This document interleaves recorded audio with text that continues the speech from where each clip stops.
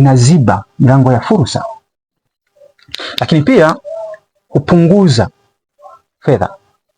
Yaani kuna watu ambao huwa wanapata fedha nyingi sana kwenye maisha, na tafiti zinaonyesha kwamba wale watu ambao wanafanikiwa sana kifedha, si kwamba wale ni watu ambao wanapata fedha nyingi sana kwa wakati.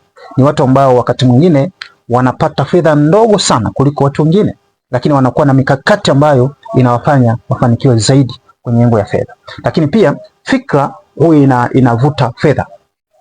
Inavuta fedha. Lakini fikra pia huwa inaongeza matatizo.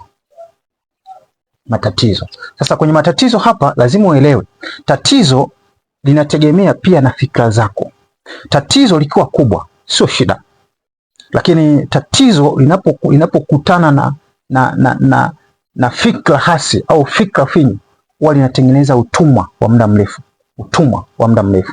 Na tatizo linapokutana na fikra chanya, huwa linatengeneza kipato, huwa linatengeneza fedha, huwa linatengeneza mtu mkuu. Sasa wewe katika mtazamo wako unapokutana na matatizo unakuwa na mtazamo gani, hasa katika engo ya fursa, hasa katika engo la kutimiza kusudi lako? Niandike kwenye comment ili tuendelee kujifunza.